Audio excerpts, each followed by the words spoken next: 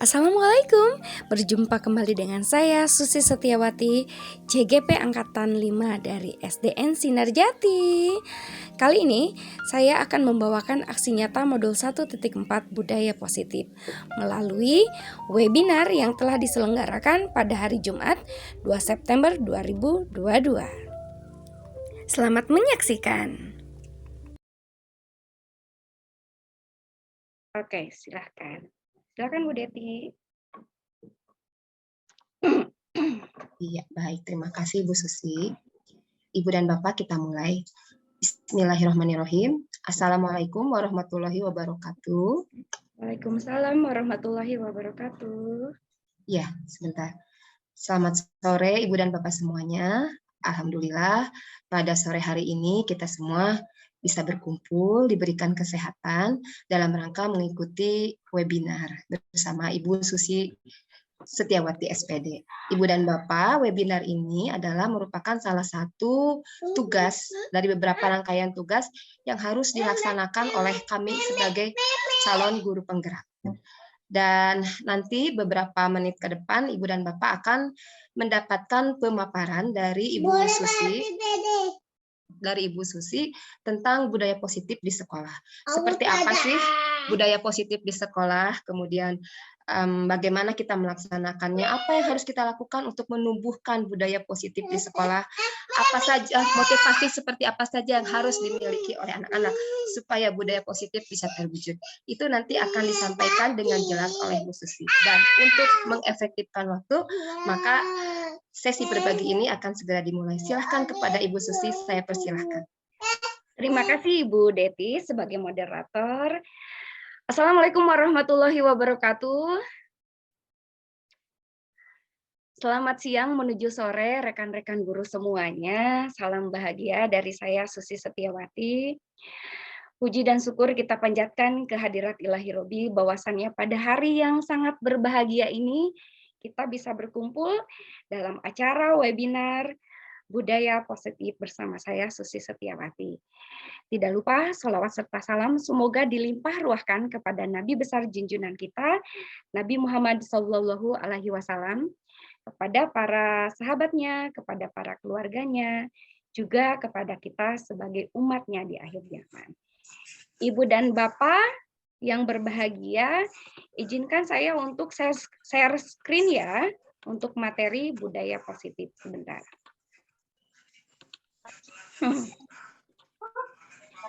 Apakah suara saya terdengar dengan jelas, Ibu dan Bapak? Jelas, Bu. Benar, Bu. Jelas. Gambarnya sudah terlihat juga untuk share screen-nya? Terlihat jelas. Ada terlihat. Ibu dan Bapak, salam dan bahagia dari saya, Susi Setiawati, guru penggerak Angkatan 5. Saya mengajar di SDN Sinar Jati. Nah, untuk webinar kali ini, untuk memenuhi salah satu tugas, yaitu berbagi budaya positif dengan rekan-rekan para guru yang hebat di jagat maya ini. Untuk keseharian saya mengajar di SDN Sinar Jati. Nah, ini ada nomor telepon saya apabila Bapak dan Ibu semuanya ingin berbagi pengalaman mengenai seminar hari ini. Boleh nanti dikontak ya. Materi hari ini adalah budaya positif. Sebelum ke materi, saya ada pertanyaan pemantik untuk Bapak dan Ibu. Nah, caranya bagaimana Bapak Ibu? Silahkan klik kolom chatnya. Saya akan memberikan 3 pertanyaan kepada Bapak dan Ibu. Bapak Ibu tinggal mengisi ya atau tidak. Ya, pertanyaan pemantiknya adalah, apakah Anda setuju dengan pernyataan berikut ini? Nomor 1, hukuman dapat mendisiplinkan anak. Silakan ketik di kolom chat, apakah Ibu dan Bapak itu setuju atau tidak bahwa hukuman itu dapat mendisiplinkan anak. Saya minta bantuan dari Ibu moderator untuk mengecek kolom chatnya ya, karena di sini saya tidak bisa melihat. Iya. Oke, boleh langsung diketik dari sekarang. Sudah ada yang mengetik? Saya ulangi pertanyaannya ya.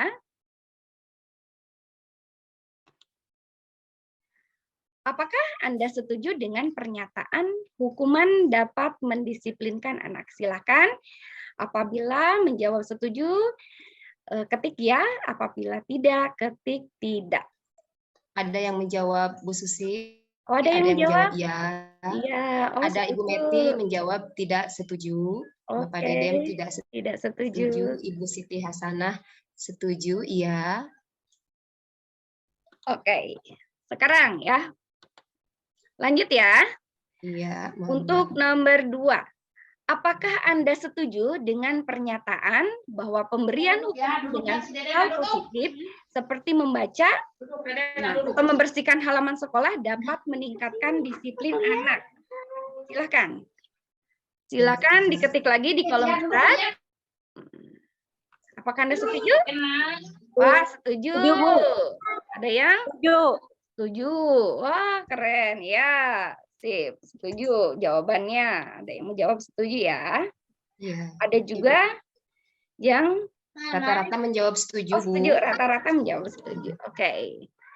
Kita lanjut ke pertanyaan yang terakhir nih. Memberi penghargaan dapat meningkatkan motivasi belajar anak. Apakah Anda setuju dengan pernyataan berikut? Setuju. Setuju. Ya, kita Iya, lihat kalau setuju. mencet. Setuju katanya. Banyak yang setuju. Oh, banyak yang setuju. Oke.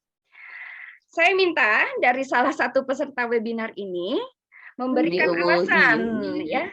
Memberikan alasan mengapa setuju atau tidak dengan pernyataan yang telah disampaikan tadi. Boleh angkat tangan dan buka mic-nya. Ada yang mau? Mau dipaksa atau rela? Silakan Ibu Bapak Silakan, Ibu Bapak. mengemukakan pendapatnya. Atas pernyataan tadi, kenapa Bapak Ibu setuju atau tidak setuju dengan pernyataan tadi? Ada yang mau mewakili? Sebetulnya topik yang menarik ya Bu Susi ya, mengenai disiplin, terutama disiplin positif ya. Betul sekali. Tidak ada yang ini, oke. Kalau misalkan tidak ada, saya lanjut ya. Nanti jawaban ini kita akan temukan pada pembahasan materi disiplin positif. Kita lanjut ya, nanti kita akan menemukan mengapa setuju, mengapa tidak setuju. Ya, oke, kita lanjut. Setuju, Bu, karena saya mau jawab, Bu. Oh iya, Buntin, silakan Ibu Buntin. Insya Allah setuju kalau anak lebih penghargaan karena itu membuat motivasi anak lebih baik, nanti bisa meningkatkan giat belajarnya lagi karena anak merasa dihargai gitu, Bu. Mungkin. Oke, tepuk tangan dulu buat Buntin. Terima kasih Buntin. Wah, Ibu Entin ini dari SDN Sinarjati. Hidup SDN Sinarjati, Buntin. Terima kasih sudah berpartisipasi bagi Ibu Bapak Guru. Ya, Bu. Alhamdulillah. Terima kasih. Ini lagi di madrasah, maaf ya. Oh iya, terima kasih Ibu Entin. Oke, jawaban Bu Entin sangat setuju karena dengan penghargaan itu dapat meningkatkan motivasi anak. Siap. Kita akan bahas ya mengenai budaya positif. Di dalam budaya positif ini, saya akan sharing tentang materi yang pertama adalah disiplin positif dan nilai-nilai kebajikan universal. Yang kedua, teori motivasi, hukuman, penghargaan, dan restitusi. Kemudian keyakinan kelas, kebutuhan dasar manusia, posisi kontrol, dan yang terakhir adalah segitiga restitusi. Oke. Pembelajaran pertama mengenai disiplin positif dan nilai-nilai kebajikan universal. Ya, oke.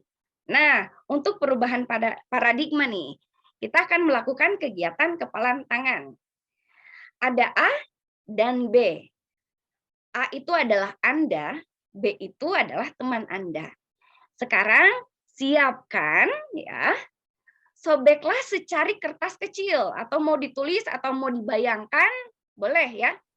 Bermain hayal-hayalan boleh.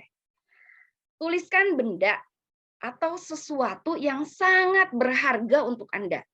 Yang sangat berharga itu tentunya bisa harta benda, bisa jadi itu anak Anda, keluarga Anda, suami Anda, mobil, motor, berlian, atau apapun itu. Silahkan tuliskan, kemudian simpan di tangan secari kertas itu, atau di bayangan saja ya, dibayangkan ya, kalau tidak ada secari kertas, bermain bayang-bayangan nih, berangan-angan. Simpan di dalam tangan, kemudian kepalkan. Ya, katakan mau di tangan kiri atau tangan kanan. Kemudian genggam benda tersebut dengan segala daya, buat sebuah kepalan. Sudah dilakukan? Sudah dilakukan? Sudah ya? Nah, nanti teman Anda, saya deh yang jadi temannya ya, saya yang jadi temannya, akan mencoba dengan sekuat tenaga, dengan berbagai cara untuk meminta Anda memberikan benda tersebut. Caranya bisa dengan saya bisa merujuk, mengancam, menghardik, menyuap, apa saja untuk mendapatkan kepalan ya, membuka kepalan yang ada pada ibu dan bapak. Ada yang mau menjadi model untuk hari ini? Ada yang mau menjadi model?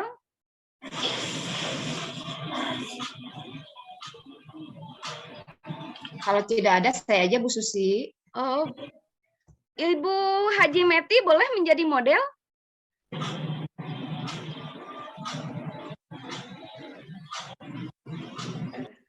Saya berikan kesempatan kepada Ibu Haji Meti untuk membantu saya menjadi model. Oh, boleh, boleh. Boleh. Ibu Haji sudah menggenggam erat apa yang di tangan Ibu, barang benda berharga? Sudah. Sudah. Bolehkah saya membuka kepalan yang ada di tangan Ibu? Boleh, boleh. Buka. Boleh? Boleh? Ya. Itu barang yang Boleh. sangat berharga? Waduh, apa yang ada di kepalan tangan Ibu? Kertas. Kertas. Kertas itu isinya apa? Barang berharga apa yang Ibu punya? Yang saya tuliskan tadi ya, Iya. ketakwaan. Ketakwaan. Wah, hebat, tepuk tangan dulu. Oke. Kemudian, terima kasih Bu Haji Meti. Selanjutnya, Ya. Ibu Sama. Entin, boleh menjadi model Ibu Entin? Maaf Bu, belum beres ini Bu. Oh, belum beres. Oke, Bu Deti aja, Bu Deti. Bisa jadi model.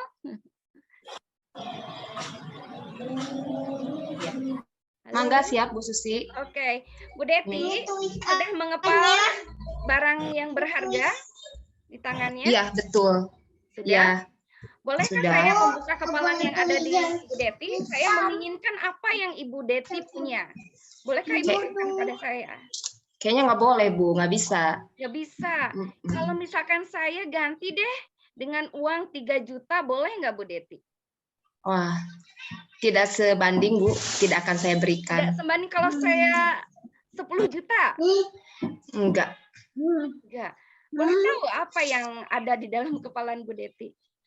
Saya menuliskan anak saya di dalam kepalan tangan saya. Kalau saya mengancam Bu Deti, apakah itu akan diberikan terhadap saya? Oh, tidak. Tidak. Anak Ibu itu berapa tahun? Sekarang yang paling kecil 3 tahun. 3 tahun. Usianya udah usia sekolah belum? Belum. Belum. Berarti Ibu yakin tidak akan memberikan hal yang berharga pada saya? Oh, tidak. Akan saya pertahankan sampai kapanpun. Akan saya pertahankan, siap. Oke. Teman-teman guru hebat semuanya, dari model tadi ya, ada Ibu Haji Meti dengan Ibu Deti, sama-sama mempunyai 2 benda yang berharga nih. Bu Meti itu punya ketakwaan. Saya meminta dan memberikan, sedangkan Bu Deti itu punya barang berharganya berupa anak. Ketika saya memaksa, mengancam, kemudian merayu, menyuap sekalipun tidak diberikan. Nah, mengapa alasannya Bu Haji Meti memberikan ketakwaan itu ketika saya memintanya? Apakah ada alasan di balik itu semua? Oh, tadi mungkin saya salah persepsi ya. Iya. Saya pikir Ibu Susi itu hanya ingin melihat apa yang saya punya, apa yang saya pertahankan gitu. Kan karena tadi Ibu Susi tidak membujuk tidak membujuk. Ya mungkin tadi memang saya salah persepsi, disangka saya hanya ingin melihat apa yang saya punya gitu. Oh, Makanya oke, saya siap. perlihatkan gitu, ini yang saya punya, ini barang berharga yang saya punya gitu. Oke. Nah, sekarang setelah Ibu memahami, nah, apakah Ibu akan memberikan barang berharga tersebut terhadap saya? Kalau untuk dicontek boleh. Oke. Misalnya kalau saya punya ketakwaan, mungkin saya bisa berbagi dengan yang lainnya, atau mungkin yang lain juga ingin memiliki hal yang saya miliki, seperti itu. Oke, siap. Kalau misalkan hal yang lain, saya bayar deh gitu. Apakah kata memberikan? Kalau misalkan saya memintanya bukan mencontek keimanan Ibu. Oh ya, tidak akan saya berikan. Oke, terima kasih Bu Haji. Nah, berdasarkan Iya. kedua model tersebut, kita tidak bisa ya, saya sendiri tidak bisa memaksa Ibu Deti untuk memberikan barang berharga. Tetapi berbeda dengan persepsinya dengan Ibu Haji Meti. Karena benda yang dipegangnya itu berbeda. Yang satu ketakwaan, yang satu adalah anak. Betul sekali tadi menurut Ibu Haji, tergantung situasi. Kalau memang ketakwaan saya bisa menjadikan tauladan, bagi saya mau memberikan hal itu berupa ilmu ya yang bermanfaat. Tetapi berbeda dengan ketika saya memintanya lebih, saya bukan menginginkan teladan, tapi menginginkan yang lain. Justru tidak akan diberikan gitu ya, ada pertahanan diri gitu ya. Nah, sedangkan untuk Ibu Deti sangat mempertahankan karena itu anak saya, mau diminta, mau diiming-imingi uang yang besar, tetap bersikukuh untuk mempertahankan benda berharga di tangannya. Intinya apa? Yang mengontrol diri itu adalah diri sendiri. Orang lain tidak bisa mengontrol diri kita. Begitupun sebaliknya, kita tidak bisa mengontrol orang lain. Ya, ketika ada bujuk rayu, ada yang mengancam, menghardik untuk mempertahankan diri, tentu saja yang mengontrol diri sendiri adalah hati kita, diri kita. Jadi orang lain tidak bisa masuk ke dalam wilayah kita. Itulah pelajaran yang diambil dari perubahan paradigma kegiatan kepalan tangan tadi. Semoga bermanfaat ya. Oke, terima kasih Bu Haji dan Ibu Deti. Kita lanjut kepada materi selanjutnya. Perubahan paradigma teori kontrol. Ilusi guru mengontrol murid, ilusi bahwa kritik dan membuat orang merasa bersalah dapat menguatkan karakter, ilusi bahwa semua penguatan positif efektif dan bermanfaat, ilusi bahwa orang dewasa memilih hak untuk memaksa. Nah, kita lanjut. Oke. Perubahan paradigma stimulus respon ke teori kontrol. Siapa sih sesungguhnya yang memiliki kontrol? Seperti permainan tadi, kepalan tangan tadi, sesungguhnya yang memiliki kontrol adalah diri kita sendiri. Tergantung situasi dan kondisi yang ada di lingkungan kita. Nah, contohnya stimulus respon. Kita mencoba mengubah orang agar berpandangan sama dengan kita. Sedangkan teori kontrolnya, kita berusaha memahami pandangan orang lain tentang dunia. Stimulus responnya, perilaku buruk dilihat sebagai suatu kesalahan. Nah, di dalam teori kontrol, semua perilaku itu memiliki tujuan. Ketika kita melakukan sesuatu, jelas tujuannya. Melakukan A, jelas tujuannya. Melakukan B, jelas tujuannya. Nah, seperti saya katakan tadi, hanya Anda yang bisa mengontrol diri Anda. Anda tidak bisa mengontrol orang lain. Begitupun sebaliknya. Orang lain tidak bisa mengontrol diri kita. Oke, lanjut ya. Di dalam disiplin positif ini kita akan belajar mengenai teori kontrol ya. Kemudian teori motivasi, posisi kontrol, kebutuhan dasar manusia, dan segitiga responsif. Oke. Sebetulnya makna disiplin itu apa sih? Gitu. Ada yang mungkin dari Bapak Ibu sudah memahami lebih jauh apa itu arti disiplin. Silakan boleh open mic-nya dan berbicara untuk mewakili peserta-peserta yang lain. Mungkin ada di antara Bapak dan Ibu yang mau mengangkat tangan? Silakan.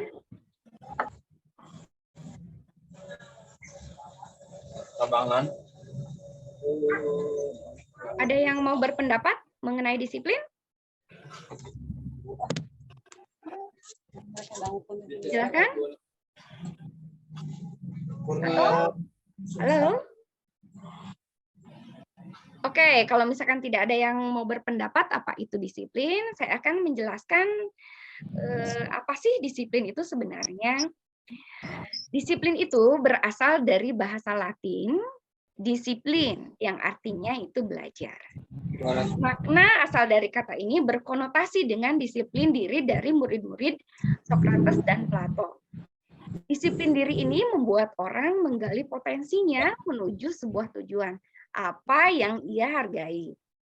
Namun nih, dalam budaya kita, makna kata disiplin itu telah berubah. 100. Ya, menjadi sesuatu yang dilakukan seseorang pada orang lain untuk mendapatkan kepatuhan. Nah, kecenderungan umumnya adalah menghubungkan kata disiplin dengan ketidaknyamanan, bukan dengan apa yang kita hargai atau pencapaian suatu tujuan mulia. Oke. Selanjutnya. Nah, nilai-nilai kebajikan universal. Nilai-nilai kebajikan adalah sifat-sifat positif manusia yang merupakan tujuan mulia yang ingin dicapai setiap individu. Nilai-nilai tersebut itu bersifat universal, ya. Tidak peduli itu lintas bahasa, tidak peduli itu apa suku bangsanya, tidak peduli agama maupun latar belakang yang berbeda. Tapi nilai-nilai kebajikan ini adalah sifat-sifat positif manusia yang merupakan tujuan mulia yang ingin dicapai setiap individu. Nah, setiap perilaku atau perbuatan itu memiliki satu tujuan menurut Dr. William Glasser pada teori kontrol 1984. Dengan mengaitkan nilai-nilai kebajikan yang diyakini seseorang, maka motivasi intrinsiknya akan terbangun sehingga bisa menggerakkan motivasi dari dalam untuk dapat mencapai tujuan kita yang diinginkan. Ya. Untuk Bapak dan Ibu mohon di-mute-kan dulu mic-nya supaya suaranya bisa terdengar dengan jelas. Jadi mohon dicek dulu kalau misalkan ada mic-nya yang terbuka, tolong dimatikan dulu, di-mute dulu ya. Silakan di-mute dulu. Nah, terima kasih.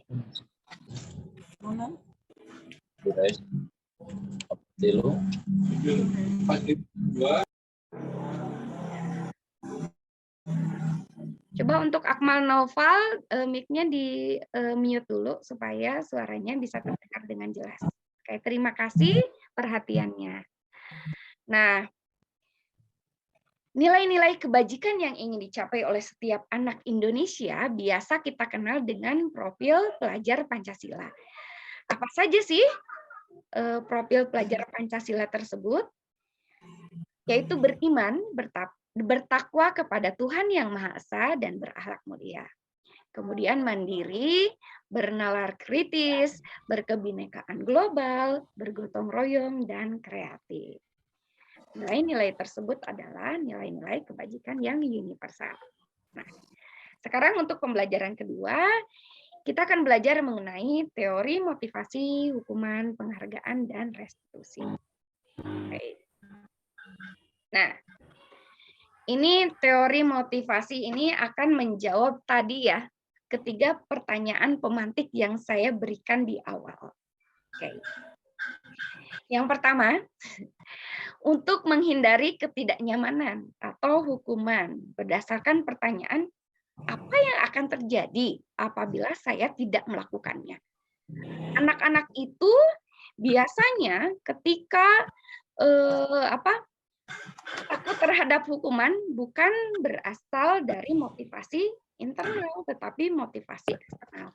Lakukan perbuatan karena takut terhadap hukuman, karena menghindari ketidaknyamanan. Ya. Sedangkan pertanyaan pemantik tadi, apakah hukuman itu bisa mendisiplinkan anak? Tentu saja, sangat bisa. Hukuman itu sangat bisa mendisiplinkan anak. Tetapi motivasinya itu adalah motivasi eksternal, yaitu karena merasa takut, menghindari ketidaknyamanan, karena takut dihukum, makanya saya disiplin gitu. Bukan disiplin positif, tetapi mengacunya kepada disiplin negatif karena tidak ada motivasi pada dirinya, ya. Motivasinya hanya motivasi eksternal. Begitu. Nah, yang kedua, untuk mendapatkan imbalan dari orang lain atau institusi. Dengan pertanyaan, apa yang akan saya dapatkan apabila saya melakukannya? Saya melakukan sesuatu karena ingin dipuji, karena ingin mendapatkan imbalan dari orang lain, karena ingin terlihat baik oleh atasan, misalkan. Nah, tadi ya penghargaan juga merupakan imbalan ya. Penghargaan, saya mendapatkan piala, saya mendapatkan juara. Saya belajar karena ingin mendapatkan penghargaan dari sekolah gitu ya. Nah, apakah itu mendisiplinkan positif? Apakah itu bisa mendisiplinkan? Tentu saja bisa mendisiplinkan, tetapi motivasinya bukan dari dalam diri sendiri. Motivasinya itu motivasi eksternal. Jadi karena menginginkan sesuatu agar dapat imbalan, menginginkan pujian dari orang lain, penghargaan dari institusi atau sekolah. Nah, jadi memang mendisiplinkan, tetapi tidak menumbuhkan motivasi di dalam dirinya. Kemudian yang ketiga, untuk menghargai diri sendiri. Nah, dengan pertanyaan, saya akan menjadi orang yang seperti apa bila saya melakukannya? Jadi mempunyai kesadaran diri, keyakinan pada dirinya sendiri, bahwa apa yang saya lakukan itu adalah memang harus saya lakukan. Ketika saya melakukan kesalahan, saya tidak bisa, itu merupakan perbuatan yang negatif. Saya melaksanakan perbuatan yang mendisiplinkan positif diri saya berdasarkan keyakinan pada diri saya sendiri. Nah, itulah motivasi internal yang mempunyai tujuan disiplin positif. Nah, pertanyaan tadi sudah terjawab ya, tiga pemantik pertanyaan tadi.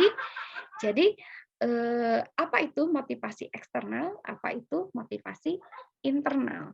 Jadi, eksternal itu karena ada embel-embelnya, tetapi motivasi internal itu pure dari dalam diri kita, menyadari, meyakini apa yang terbaik buat diri kita. Oke. Nah, ini. Menurut Ki Hajar Dewantara, merdeka itu artinya tidak hanya terlepas dari perintah, akan tetapi juga cakap buat memerintah diri sendiri. Ketika kita sudah menumbuhkan motivasi intrinsik di dalam diri kita, berarti kita sudah merdeka lahir dan batin. Karena kita sudah bisa memilih dan memilah apa yang harus kita lakukan, apa yang tidak boleh kita lakukan, berdasarkan keyakinan pada diri kita. Menjadi manusia yang merdeka lahir dan batin. Lanjut. Nah, kita akan membahas restitusi. Tadi saya berbicara restitusi, restitusi, restitusi. Sebetulnya restitusi itu apa sih gitu ya? Oke.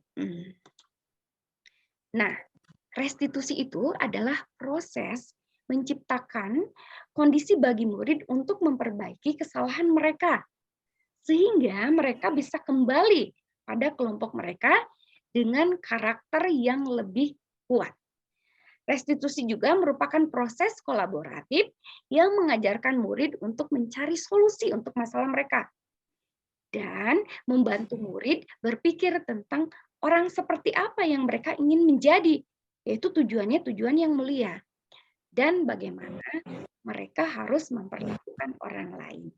Pada intinya, restitusi itu adalah menciptakan kondisi untuk memperbaiki kesalahan diri mereka dengan cara mengkaji diri, menumbuhkan motivasi internal di dalamnya. Oke, lanjut. Ciri-ciri restitusi, ya. Restitusi itu bukan untuk menebus kesalahan, namun untuk belajar dari kesalahan. Restitusi memperbaiki hubungan. Restitusi itu berupa tawaran, bukan paksaan. Restitusi menuntun untuk melihat ke dalam diri, mencari kebutuhan dasar yang mendasari tindakan. Restitusi diri itu adalah cara yang paling baik. Restitusi fokus pada karakter bukan tindakan. Restitusi fokus pada solusi. Restitusi mengembalikan murid yang berbuat salah pada kelompoknya. Oke, itu tadi untuk restitusi ya. Kemudian kita akan ke pembelajaran keyakinan kelas. Oke. Mengapa tidak peraturan saja? Mengapa harus keyakinan kelas? Nah, ini ada 3 pertanyaan. Mengapa kita memiliki peraturan harus menggunakan helm bila mengendarai kendaraan roda 2? Nah, di dalam diri Ibu Bapak, coba tanya ke dalam diri Ibu Bapak. Ketika Ibu mengendarai kendaraan roda 2, harus menggunakan helm. Apakah itu karena takut ditilang? Atau Bapak Ibu menyadari bahwa menggunakan helm itu demi keselamatan Bapak dan Ibu? Ya, jawabannya ada di diri Bapak dan Ibu sendiri. Oke. Yang kedua, mengapa kita memiliki peraturan 3M? Menggunakan masker, mencuci tangan, menjaga jarak 1,5 meter. Apakah karena takut ditilang ya? Aduh, menggunakan masker, aduh melanggar, takut didenda gitu ya? Atau kita menyadari bahwa menggunakan masker itu, mencuci tangan, menjaga jarak itu adalah memang kebutuhan kita untuk menjaga kesehatan terhindar dari virus COVID-19. Ya, itu jawabannya apa? Ada pada diri Bapak dan Ibu. Kemudian, mengapa kita memiliki peraturan harus datang tepat waktu pada saat mengikuti pelatihan? Apakah karena kita takut kepada atasan kita, takut kepada fasilitator kita, atau takut kepada pendamping individu kita kalau datangnya terlambat? Atau karena memang kita menyadari bahwa datang tepat waktu itu bisa menjadi disiplin positif bagi diri kita. Nah, itu dikembalikan lagi ya. Untuk mendukung motivasi intrinsik ini, kembali ke nilai-nilai atau keyakinan-keyakinan untuk lebih menggerakkan seseorang dibandingkan mengikuti serangkaian peraturan-peraturan. Makanya, mengapa harus keyakinan? Karena keyakinan itu lebih menggerakkan seseorang dibandingkan mengikuti peraturan. Peraturan takut, tapi kita bisa melanggar kembali di kemudian hari. Tetapi ketika kita yakin, meyakinkan diri sendiri bahwa itu adalah disiplin positif buat kita, maka kita tidak akan melanggar, justru akan memperbaiki setiap kesalahan menjadi sebuah pembelajaran. Ya, lanjut. Oke. Nah, ini ada peraturan dan keyakinan kelas nih. Peraturannya, selalu kembalikan buku ke tempatnya. Bentuk keyakinan kelasnya adalah bentuk tanggung jawab. Ketika sesudah meminjam buku di perpustakaan, harus dikembalikan ke tempatnya. Nah, itu bentuk tanggung jawab anak terhadap dirinya sendiri dan sekolah. Kemudian, dilarang mengganggu orang lain. Bentuk keyakinan kelasnya adalah menghormati orang lain. Ya. Kemudian, hadir di sekolah 15 menit sebelum pembelajaran dimulai. Bentuk keyakinan kelasnya adalah menghormati orang lain dan berkomitmen. Ya. Kemudian, dilarang melakukan kekerasan. Bentuk keyakinan kelasnya adalah untuk keselamatan, menghormati orang lain. Dilarang menggunakan narkoba. Bentuk keyakinan kelasnya adalah kesehatan. Nah, dan lain sebagainya. Oke. Nah, lanjut ya. Nah, kita sekarang akan membedakan mana itu hukuman, mana itu konsekuensi. Di sini ada tindakan guru. Tindakan guru itu mencatat 100 kali di dalam buku kalimat. Saya tidak akan terlambat lagi karena terlambat ke sekolah. Menurut Bapak Ibu itu hukuman atau konsekuensi? Silakan bisa dibuka di open mic-nya. Menurut Bapak Ibu, ketika tindakan guru mencatat 100 kali di dalam buku kalimat, saya tidak akan terlambat lagi karena ke sekolah. Nah, itu merupakan hukuman atau konsekuensi? Hukuman. Hukuman, oke. Lari mengelilingi lapangan basket 2 kali karena terlambat hadir di sekolah, itu hukuman atau konsekuensi? Hukuman. Hukuman. Murid diminta untuk push up 15 kali karena tidak menggunakan masker ke sekolah. Hukuman. Hukuman. Mengganti kertas tugas teman yang telah dicoret-coret. Konsekuensi. Membersihkan tumpahan air di meja tulis karena tersenggol pada saat Konsekuensi. belajar. Konsekuensi. Murid disuruh untuk mengenakan sepatu harian di sekolah karena tidak mengenakan sepatu hitam. Hukuman. Hukuman ya. Lari mengelilingi lapangan basket 2 kali karena terlambat 10 menit untuk pelajaran PJK. Konsekuensi. Oke, kita lihat. Nah, perbedaan hukuman dan konsekuensi. Hukuman itu sesuatu yang menyakitkan harus terjadi ketika kita dihukum. Pernah saya dulu waktu SMA itu dihukum karena menggunakan sepatu warna putih. Sedangkan peraturan di sekolah itu warna hitam. Dihukumnya yang pertama tangan saya dicubit. Setelah dicubit oleh guru, saya harus hormat kepada tiang bendera selama 30 menit di lapangan upacara. Ada jam istirahat. Ketika jam istirahat banyak sekali teman-teman yang melihat kan ya, udah panas, harus hormat gitu. Nah, itu akan menyakitkan. Yang pertama akan marah, ya, dipermalukan, merasa tak dihargai untuk seorang guru, ya. Kalau konsekuensi sesuatu itu harus terjadi karena didasari itu apa yang sudah kita lakukan dan kita harus bertanggung jawab. Apa yang dirasakan anak adalah kehilangan hak, dibuat tidak nyaman, diasingkan untuk sementara dan lain sebagainya. Nah, ada sebuah pemikiran yang simpel untuk membedakan apa itu hukuman dan konsekuensi. Ketika hukuman itu tidak ada relasinya dengan jam pelajaran, tidak ada relasinya dengan apa yang dipelajari pada saat itu. Misalkan tadi saya memakai sepatu warna putih, sedangkan peraturannya itu harus warna hitam. Ketika hal tersebut, saya harus hormat kepada bendera di lapangan upacara. Padahal tidak sedang upacara. Bahkan kejadiannya itu adalah ketika istirahat. Apakah berelasi?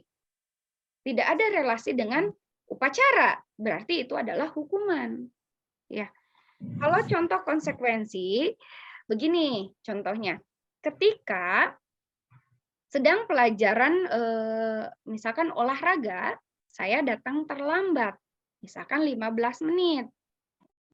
Ketika itu pelajaran olahraga sudah berlangsung. Nah, guru menyuruh saya berkeliling lapangan, misalkan selama 10 putaran.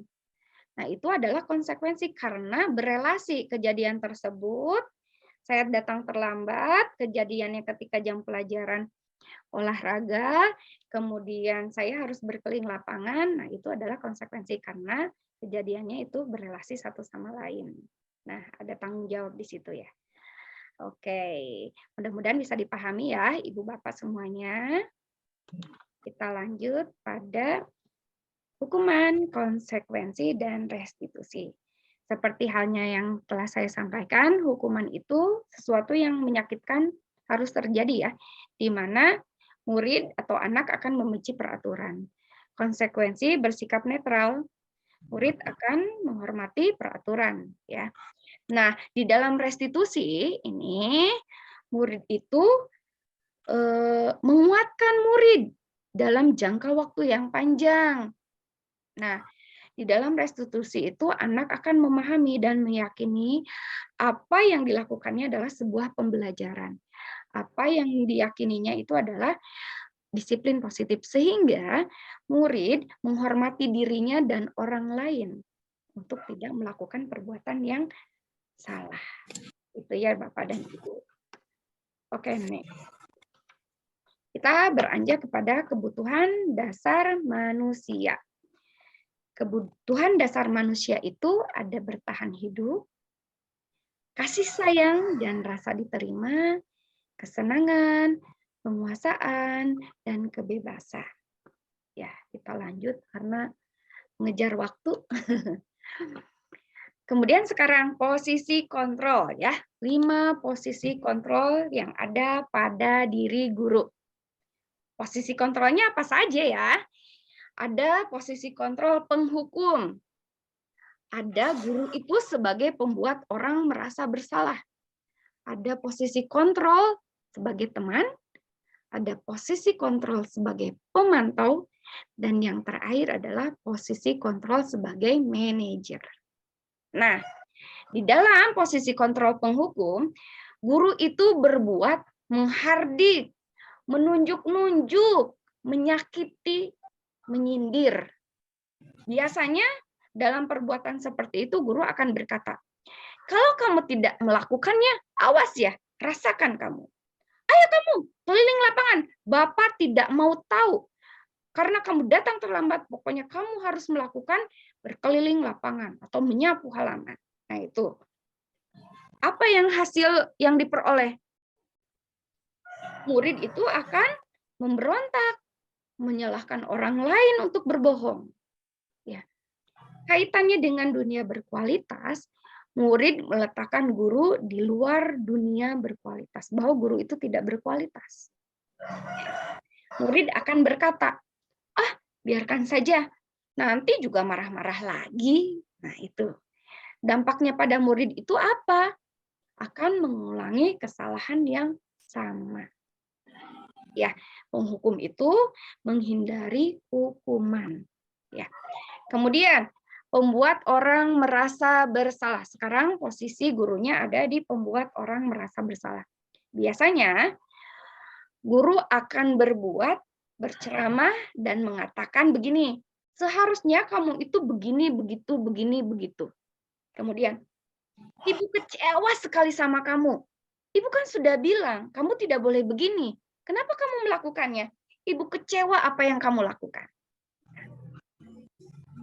Guru juga akan berkata, kamu seharusnya sudah tahu. Ibu lelah sekali mengatakannya. Ibu stres. Nah, itu ya, membuat orang merasa bersalah. Si gurunya itu kan berkata seperti itu. Hasilnya apa? Menjemunyikan, menyangkal, dan berbohong. Ya. Kemudian kaitan dengan dunia berkualitas, murid meletakkan guru di dalam dunia berkualitas. Murid akan berkata, maafkan saya, Bu. Dampaknya apa pada murid? Akan merasa rendah diri. Oke, sekarang lanjut ke posisi kontrol guru sebagai teman. Ya. Guru akan membuat alasan-alasan untuk muridnya. Biasanya mengharapkan imbalan atau ketergantungan pada orang lain untuk teman. Ya. Guru akan berkata seperti ini, ayolah, lakukan demi ibu. Masa kamu tidak mau? Ingat tidak, ibu pernah membantu kamu loh. Hasilnya apa buat anak? Anak akan merasa ketergantungan terhadap gurunya. Kaitan dengan dunia berkualitas, murid meletakkan guru sebagai orang yang sangat penting di dunia berkualitas. Nah, murid akan berkata, saya pikir Bapak atau Ibu teman saya. Ternyata, kok begitu? Nah, dampaknya apa yang akan dihasilkan pada murid? Murid akan lemah, tidak mandiri, tergantung pada guru. Selanjutnya, posisi kontrol guru sebagai pemantau. Ya. Nah, guru biasanya akan berbuat menghitung dan mengukur. Guru akan berkata, apa peraturannya? Kemudian, apa yang sudah kamu lakukan? Kamu tahu kan konsekuensinya seperti apa? Kalau kamu melakukan seperti itu? Iya, Pak. Berarti kamu harus melaksanakan konsekuensi yang telah kita sepakati. Oke, nah hasilnya apa? Murid akan menyesuaikan diri bila diawasi. Ketika tidak diawasi ya mengulangi perbuatan yang sama. Kaitan dengan dunia berkualitas, murid meletakkan guru, peraturan, dan hukum di dunia berkualitas. Murid akan berkata, berapa banyak bintang yang saya harus peroleh, Pak? Berapa halaman yang harus saya tulis, Pak? Mengenai konsekuensi itu tadi. Dampak pada murid menitik beratkan pada sanksi atau hadiah untuk itu. Yang terakhir adalah posisi manajer, di mana posisi manajer ini akan membuat anak itu menghargai dirinya sendiri. Nah, guru akan mengajukan pertanyaan-pertanyaan. Apa yang kita yakini? Apa yang bisa kau kerjakan untuk memperbaiki masalah ini? Hasilnya akan menguatkan pribadi sang anak. Anak bisa mengkaji diri untuk mengakui kesalahannya dan memperbaiki kesalahannya berdasarkan keyakinan yang diperolehnya, yang disepakati, menemukan motivasi intrinsik. Ya, murid meletakkan dirinya sebagai individu yang positif dalam dunia berkualitas. Murid akan berkata, bagaimana caranya saya bisa memperbaiki keadaan? Nah, dampaknya bagi murid adalah mengevaluasi diri, bagaimana cara memperbaiki diri. Oke. Nah, Ibu dan Bapak, berdasarkan 5 posisi kontrol guru, menurut Bapak dan Ibu, posisi kontrol guru apa yang paling ideal diterapkan di sekolah? Boleh open mic. Berdasarkan 5 posisi kontrol guru, nah, posisi yang paling ideal untuk diterapkan di sekolah adalah posisi kontrol guru yang mana? Apakah sebagai penghukum? Apakah guru sebagai pembuat orang merasa bersalah? Apakah guru sebagai teman? Apakah guru sebagai pemantau? Atau guru sebagai manajer? Silahkan boleh di chat atau boleh untuk open mic berbicara langsung. Silahkan diisi di kolom chatnya atau mau bicara langsung boleh. Mulai dari sekarang. Posisi mana yang paling ideal? Posisi kontrol guru mana yang paling ideal buat diterapkan di sekolah? Silakan. Ya, menurut saya posisi sebagai manajer itu yang paling ideal. Oke, terima kasih Bu Haji. Mengapa manajer menurut Bu Haji itu ideal bagi seorang guru diterapkan di sekolah?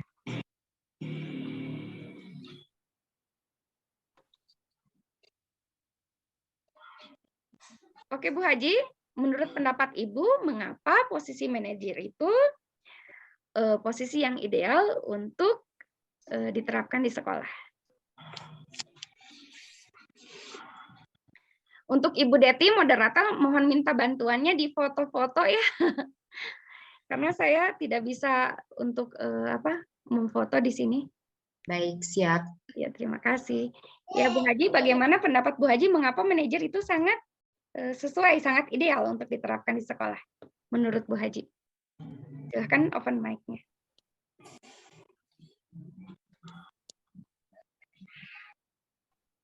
Nanti sebentar saya baca lagi. Ya. Oke, boleh.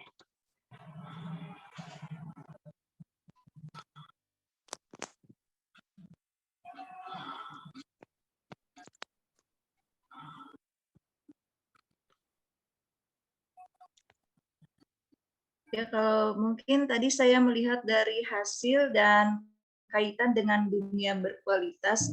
Jadi kalau guru yang berfungsi sebagai manajer akan lebih merangsang siswa dan mengarahkan siswa untuk menjadi pribadi yang kuat, kemudian meletakkan siswa atau murid menjadi dirinya sendiri sebagai individu yang positif dalam dunia yang berkualitas.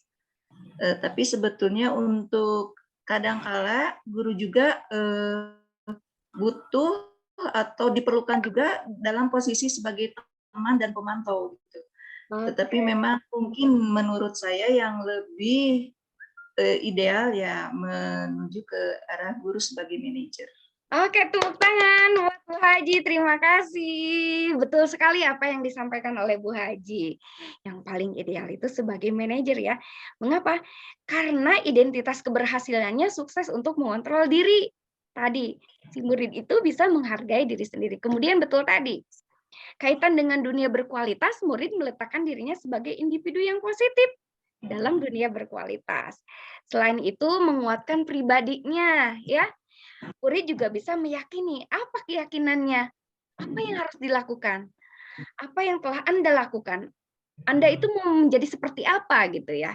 Jadi kekuatannya itu benar-benar berada dari dalam dirinya sendiri, motivasi intrinsik. Oke, terima kasih Bu Haji. Terima kasih telah membantu menjawab pertanyaan. Oke, selanjutnya nih. Oke ya. Tadi sudah dijelaskan ya pernyataan-pernyataan untuk pada posisi kontrol seperti apa. Oke, kita lanjut ya kepada segitiga restitusi. Tadi kan guru yang ideal itu adalah guru sebagai posisi kontrolnya sebagai manajer. Nah, bagaimana sih untuk menerapkan pada segitiga restitusi? Nah, ini dia. Segitiga restitusi. Di mana ada 3 hal yang harus dilakukan pada segitiga restitusi. Yang pertama adalah menstabilkan identitas, yang kedua adalah validasi kebutuhan, dan yang ketiga adalah menanyakan keyakinan. Bagaimana caranya menstabilkan identitas? Ayo kita lihat. Nah, ini menstabilkan identitas. Untuk membuat anak yang merasa gagal karena berbuat salah menjadi positif terhadap dirinya. Kita harus menstabilkan dulu identitasnya. Karena si anak akan merasa, saya merasa gagal karena berbuat salah. Tapi guru harus bisa menjadikan positif terhadap dirinya sendiri. Nah, guru berkata seperti ini, berbuat salah itu hal yang manusiawi. Tidak ada manusia yang sempurna. Bapak juga pernah berbuat salah, kita pasti bisa menyelesaikan permasalahan ini. Nah, itu akan membantu menstabilkan identitas siswa yang merasa gagal, ya. Jadi, oh iya, jadi ada menjadi positif terhadap dirinya sendiri. Bapak Ibu tidak tertarik untuk mencari tahu siapa yang benar, siapa yang salah. Bapak Ibu lebih tertarik untuk menyelesaikan masalah. Kalau kamu menyalahkan dirimu sendiri terus-menerus, apakah kamu bersikap baik pada dirimu sendiri? Nah, itu ya, itu menstabilkan identitas. Tujuannya adalah untuk membuat anak yang merasa gagal karena berbuat salah menjadi positif terhadap dirinya. Kemudian, validasi kebutuhan. Kegunaannya apa validasi kebutuhan? Membantu siswa mengenali basic atau need atau kebutuhannya yang ingin dipenuhi ketika melakukan kesalahan itu. Pada dasarnya, setiap tindakan manusia itu tujuannya adalah memenuhi kebutuhan dasar. Apakah itu kekuatan, apa itu kebebasan, apakah itu butuh kasih sayang, apakah itu fun, kebahagiaan, atau mempertahankan hidup, bertahan hidup. Nah, jadi kita harus memvalidasi kebutuhan anak tersebut. Guru, apa yang dilakukan guru? Guru bisa berkata, kamu bisa saja kan melakukan hal yang lebih buruk, tapi kamu tidak melakukannya. Kamu pasti punya alasan mengapa kamu melakukannya. Apa yang penting bagi kamu? Kamu boleh tetap berusaha menjaga sikap itu, tapi tambahkan sikap yang lain, yang baru. Maukah kamu belajar cara lain untuk mendapatkan yang kamu butuhkan tanpa harus memukul? Apakah kamu bisa melakukan dengan lebih baik besok pagi? Nah, itu validasi kebutuhan itu membantu siswa mengenali kebutuhan dasar yang ingin dipenuhi ketika melakukan kesalahan. Terkadang anak-anak itu melakukan kesalahan karena kebutuhan dasarnya itu tidak dipenuhi. Bisa jadi dari lingkungan, bisa jadi dari keluarga, dan lain sebagainya. Tugas dari manajer adalah memvalidasi kebutuhan anak tersebut. Oke, next ya. Menanyakan keyakinan. Apa sih tujuannya? Anak itu melihat kesalahannya dihubungkan dengan norma sosial dan nilai-nilai yang mendasari manusia untuk berinteraksi dengan orang lain. Guru bisa berkata begini, apa nilai yang kita percaya di kelas atau sekolah kita? Nilai-nilai universal apa yang telah kita sepakati? Kelas ideal itu seperti apa sih? Kamu ingin jadi anak seperti apa? Apa yang kamu rasakan? Ketika kamu melakukan itu, kamu mau menjadi orang yang seperti apa?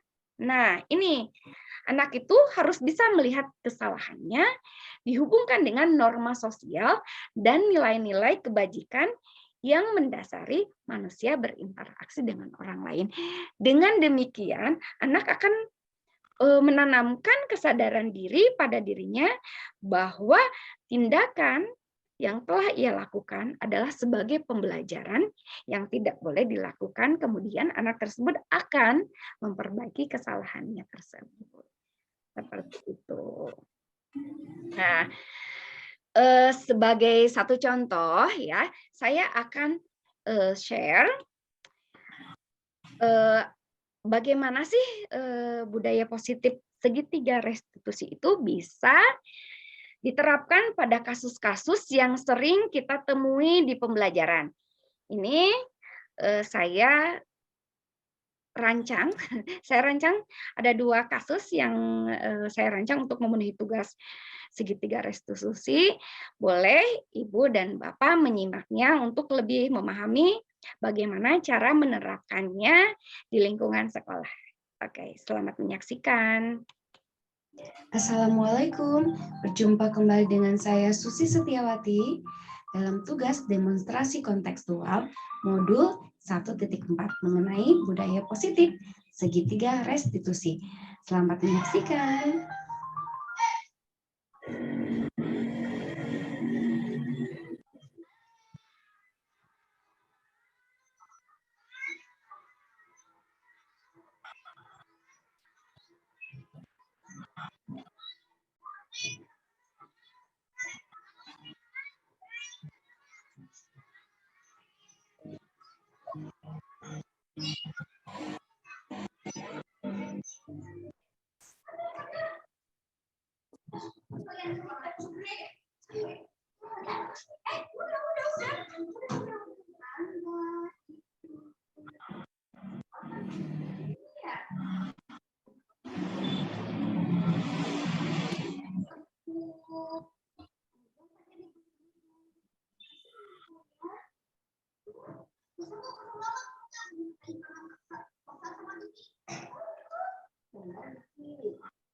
Oh, gitu ya. Iya sih. Kalau misalkan kamu juga pasti bukan main kalau dilakukan di pasar. Kamu tahu apa?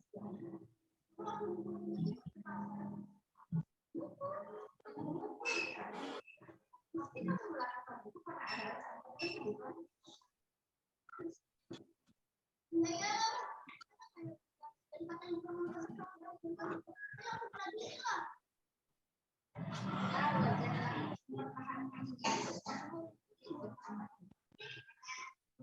Untuk lebih tidak terbuka kan ya? Ada yang buka nggak? Iya, tapi enggak. Masih utuh. Kemudian kamu juga melakukan hal yang lebih benar dari itu.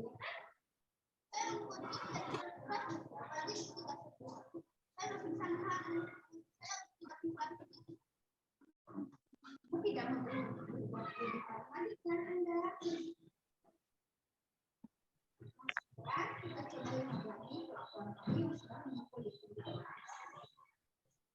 Tindakan kamu itu kira-kira sesuai dengan keyakinan kelas atau prinsip kamu tidak?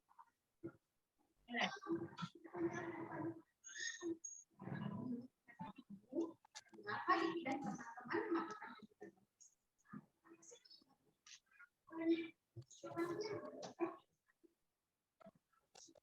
Jadi kira-kira keinginan atau keyakinan apa yang sesuai dengan apa yang telah kita sepakati bersama. Gugur, habis itu ya.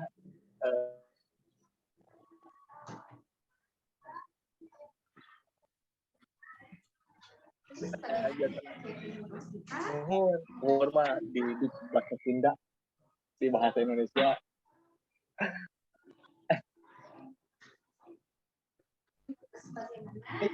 Ali Lulu, ini di mana? Oh.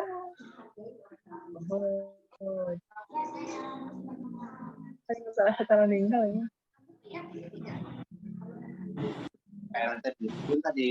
Mohon.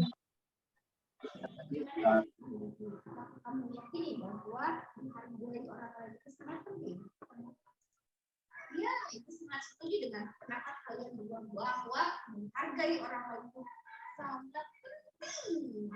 Namun ada juga keyakinan yang sudah Dan memang lu rumah saya sih.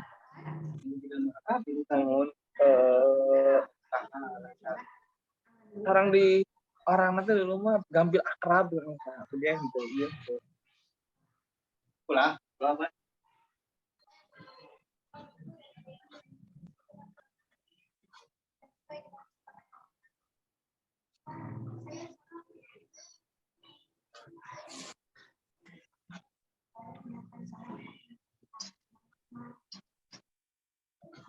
dia untuk memperbaiki masalah ini tidak. Yang dong. Bagaimana kita yang kalau kamu mau memperbaiki masalah ini, kamu mau menjadi orang seperti apa?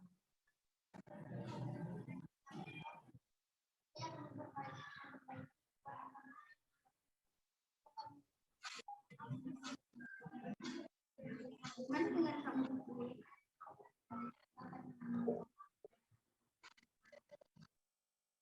Baiklah kalau begitu, kita pikirkan bagaimana cara memperbaiki masalah ini. Kan kalian sudah yakin ya? Nah, mau nggak saling memaafkan? Mau? Benar? Ya, mau nggak saling berpelukan? Silakan. Maaf, janji ya, kalian berjanji untuk ya, tadi harus saling memaafkan. Oke? Siap? Terima kasih.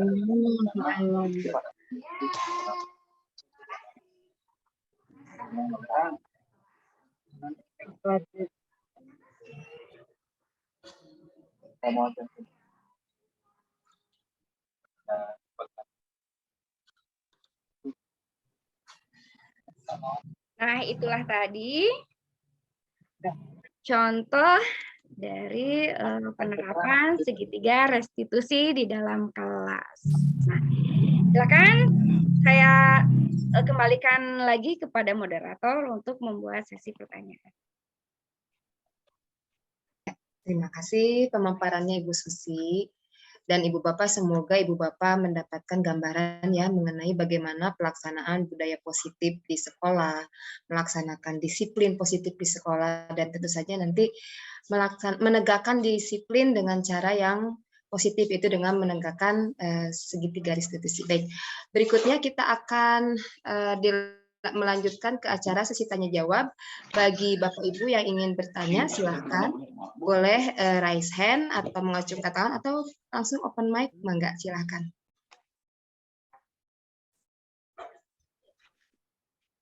Bagaimana Ibu Bapak, ada yang mau bertanya? Apakah sudah jelas semuanya? Barangkali ya Bu Susi tadi penjelasannya luar biasa. Ada yang mau bertanya silahkan, atau sudah jelas semuanya? Bagaimana Ibu Bapak, silahkan.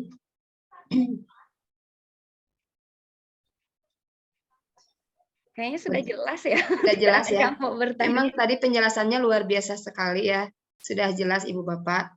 Harapannya tentu saja kita semua bisa melaksanakan disiplin positif di sekolah kita dengan tanpa paksaan, dengan tidak usah memberikan hukuman yang membuat anak merasa malu, seperti itu ya. Kita menanamkan suatu disiplin yang positif untuk mewujudkan budaya positif di sekolah. Sehingga nanti dengan terbiasa dengan kebiasaan-kebiasaan positif, nanti anak kita juga memiliki karakter yang positif, karakternya tertanam. Ya, bagaimana Bu Susi? Ini akan dilanjutkan bagaimana? Oke, saya akan merefleksikan kegiatan hari ini. Silahkan. Saya mau minta perwakilan dari Bapak Ibu Guru Hebat. Siapa yang mau mewakili untuk merefleksikan apa perasaan Bapak dan Ibu mengikuti kegiatan webinar ini, kemudian pengalaman apa yang Bapak Ibu dapat setelah mengikuti kegiatan hari ini? Saya mau minta bantuan dari Bapak Guru Hebat yang ada di webinar ini. Mau dipaksa atau rela saja? Ada yang mewakili satu orang saja. Untuk siapa ya? Atau mau ditunjuk siapa? Tunjuk saja, Bu. Tunjuk saja. Iya, Oke. nggak susah kok, hanya mengekspresikan perasaannya ya. Perasaannya. Iya. Betul. Oke, saya mau minta bantuannya dari Ibu Sri Utami untuk mewakili teman-teman para guru hebat semuanya. Halo Ibu Sri. Boleh open mic?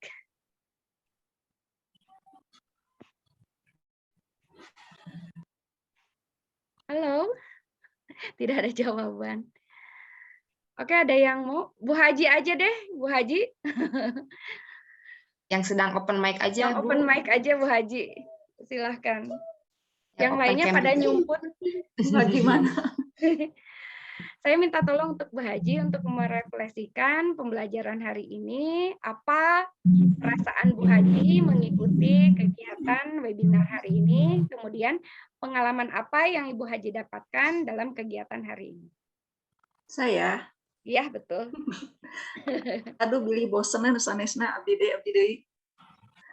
Nusanes nama nyara rumput geningan. Ya, saya merasa senang sekali dapat mengikuti webinar kali ini tentang budaya positif ya. Karena memang kemarin juga ada rekan-rekan yang lain yang membawakan modul ini, tapi kebetulan saya tidak bisa mengikutinya, maka hari ini saya bisa berkesempatan untuk mengikuti webinar kali ini bersama dengan Ibu Susi, guru hebat. Saya merasa senang, pertama cara pembicaraan Ibu Susi itu bersemangat, intonasinya bagus, jadi tidak ngantuk. Itu penyakit saya, biasanya kalau ikut webinar suka ngantuk, terus terang ya. Tapi kalau kali ini, alhamdulillah, saya bisa mengikuti dari awal, walaupun mungkin tidak semua materi bisa saya serap, tapi setidaknya ada pencerahan untuk saya, bahwa memang ternyata saya sebagai guru, walaupun sudah lama, tetapi masih banyak ternyata kekurangan yang saya rasakan gitu dalam pendidikan kepada anak didik saya, terutama tentang budaya positif tadi, tentang disiplin, tentang hukuman, konsekuensi, dan lain-lainnya, ternyata masih harus ditingkatkan lagi, harus diperbaiki lagi untuk pembelajaran dan untuk membangun karakter positif di anak-anak kita ya. Iya, saya merasa sangat senang untuk bisa mengikuti webinar kali ini. Saya merasa bertambah ilmu dan mudah-mudahan menjadi motivasi untuk saya ke depannya untuk bekerja dan belajar lagi lebih baik lagi untuk memotivasi anak-anak didik saya. Dan saya salut punya Ibu Susi yang dengan bagus sekali membawakan acara ini. Ya mungkin itu kesan-kesan dari saya. Oke, luar biasa, tepuk tangan untuk Ibu Haji. Terima kasih Ibu Haji. Ibu moderator, saya akan menyapa dulu. Ternyata peserta kali ini melebihi dari kuota. Alhamdulillah ada 23 partisipan. Di antaranya ada dari berbagai SD ya. Halo SD Cijeler 1 Situraja. Alhamdulillah sudah hadir. Terima kasih Ibu Wida, Bapak Dedem, Ibu Eis, Ibu Sukaisi.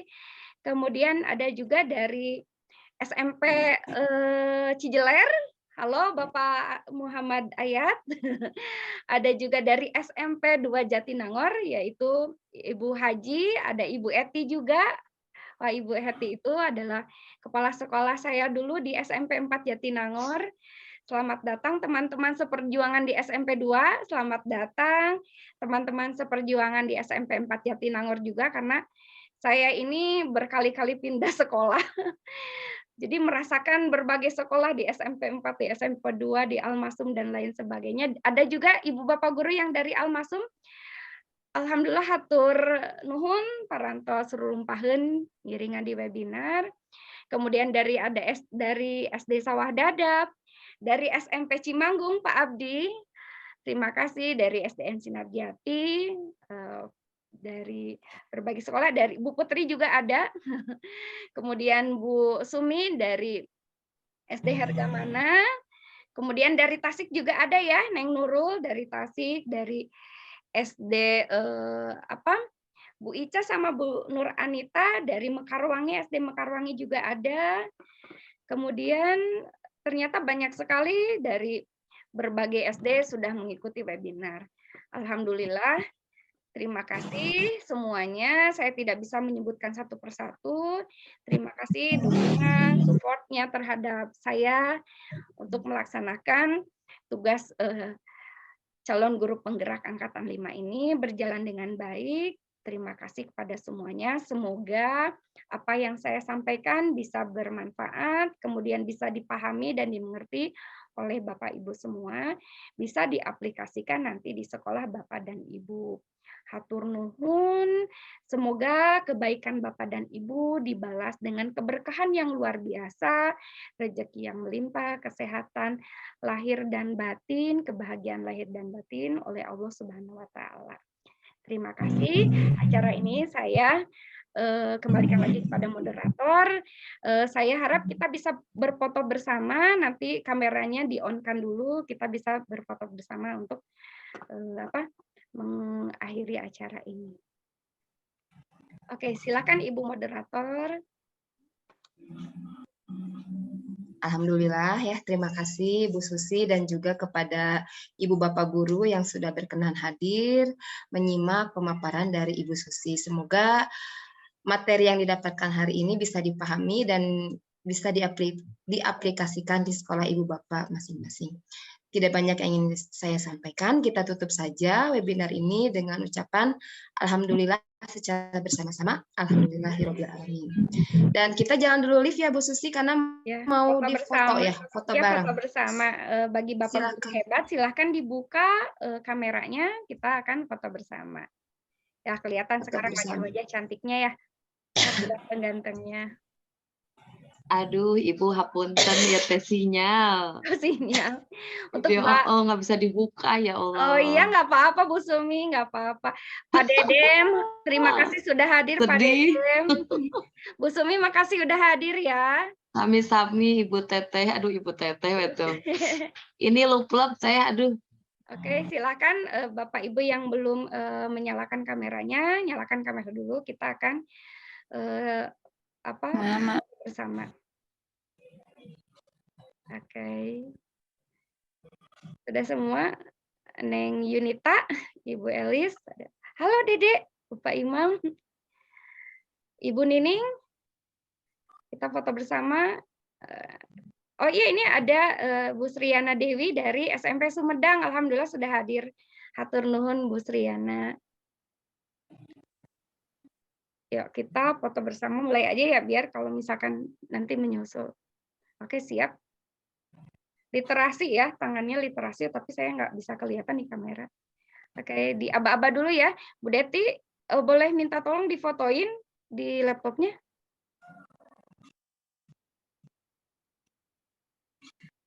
Ini yang munculnya ada beberapa aja, nggak apa-apa ya? Iya, nggak apa-apa. Siap ya? Ya. Hitungan ketiga ya. Oke, siap. 1, 2, 3. Sekali lagi. Belum, sebentar. Belum, ya. Saya kirimin dulu. Sebentar ya. Maaf lagi marah ini nggak apa-apa Bu. Hatur nuhun udah hadir. Oke, sebentar.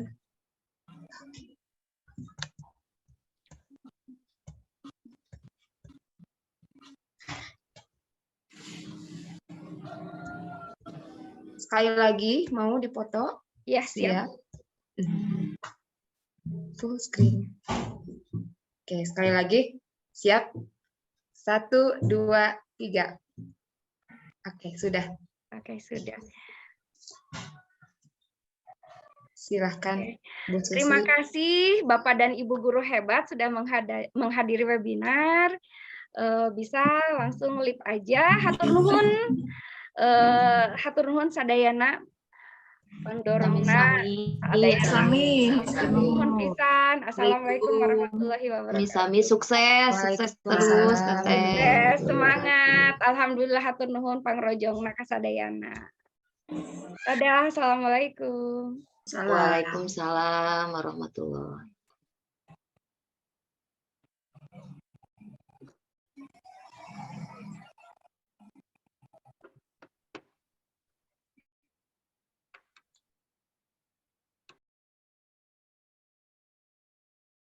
Assalamualaikum warahmatullahi wabarakatuh. Saya Muhammad Ayat Hidayatullah, peserta seminar CGP yang diadakan oleh Ibu Susi dengan tema CGP Berbagi Budaya Positif. Testimoni saya berkaitan dengan seminar Zoom itu, pemateri saya kira cukup menguasai materinya, sehingga jelas, gamblang, dan tegas, sehingga para audiens saya kira tidak terlalu banyak bertanya karena memang materinya sudah gamblang dan jelas. Jadi itu salah satu indikator bahwa pemateri menguasai seluruh materinya dan menjelaskan dengan detail apa materi yang akan disampaikan. Sehingga ya wajar ketika materinya sudah jelas dan gamblang, maka peserta tidak akan terlalu banyak bertanya ya, pada hal-hal yang substansial. Saya kira cukup luar biasa penyampaiannya dan menguasai betul materinya, dan semangat terus berkarya. Dan jangan lupa betul-betul menjadi CGP yang berkualitas, berinovasi, berkreativitas tanpa batas. Itu saja.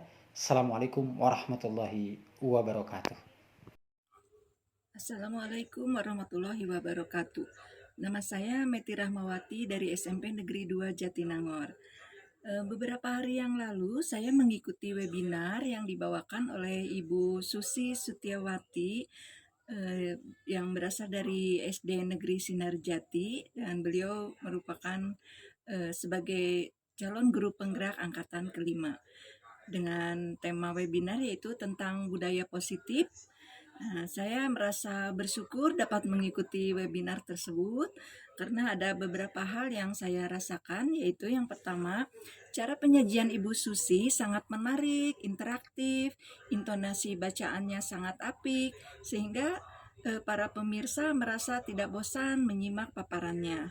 Kemudian materi yang dibawakan sangat jelas, dibawakan secara runut dan mudah dipahami, yaitu tentang budaya positif dan beberapa hal yang lainnya, antara lain teori motivasi, hukuman, penghargaan, restitusi, dan keyakinan kelas, serta beberapa hal yang lainnya.